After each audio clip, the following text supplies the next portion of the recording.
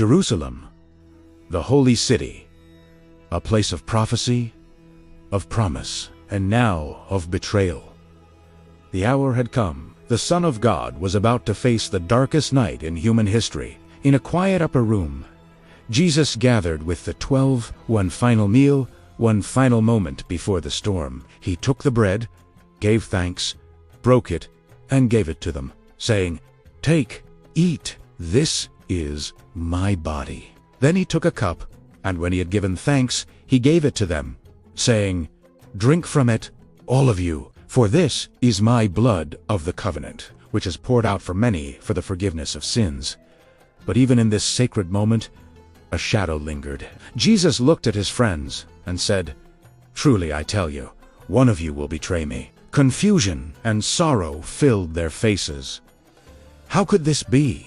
Among his closest friends, darkness was already moving. Later, in the garden called Gethsemane, under the ancient olive trees, Jesus carried a weight no man could bear, the weight of all sin, the crushing weight of the cross that awaited him. He knelt in anguish, his sweat like drops of blood falling to the ground. He prayed, "Father, if it is possible, let this cup pass from me, yet not as I will, but as you will."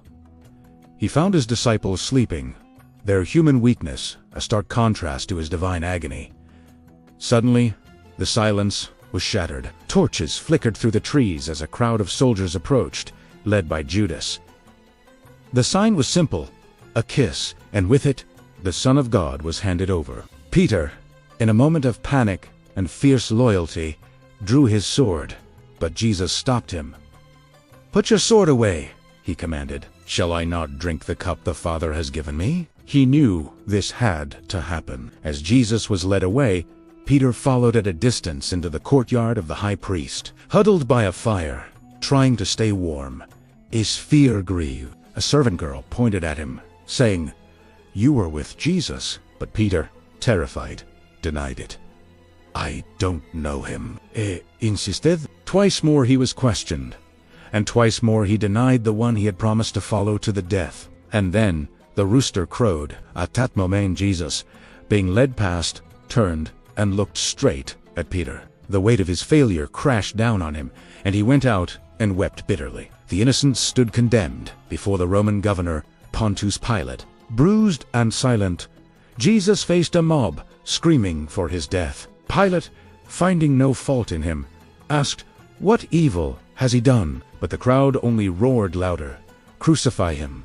Crucify him!" So Pilate, washing his hands of the matter, handed the Holy One over to be crucified. The lamb was prepared for sacrifice, and there, on a hill called Golgotha, upon a rugged cross, he bore what we deserved. The punishment of the world, the price of sin, paid in full. As darkness covered the land, he cried out, "It is finished." With that, the earth trembled, and the great curtain of the temple was torn in two. He did not die as a victim. He died as a savior. But the story did not end there. 3 days later, at dawn, women who loved him went to the tomb, their hearts heavy with grief. They found the great stone rolled away, and an angel shining like lightning. "Do not be afraid," the angel said. "He is not here. He has risen, just as he said." The tomb was empty. Light poured out. Death was defeated.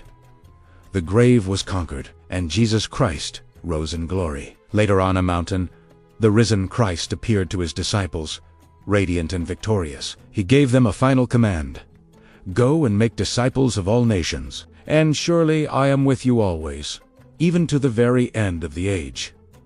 The story did not end at the tomb. It began there. The cross was not defeat, it was victory. The resurrection is our eternal hope. No matter what you face in your life, no matter how dark the night may seem, remember 'tis the tomb is still empty, and Jesus is still alive. If this story touched your heart, don't keep it to yourself. Subscribe to the channel, like this video, and share it with someone who needs hope today. Let the message of Jesus reach the world, because he is risen, and he is coming again.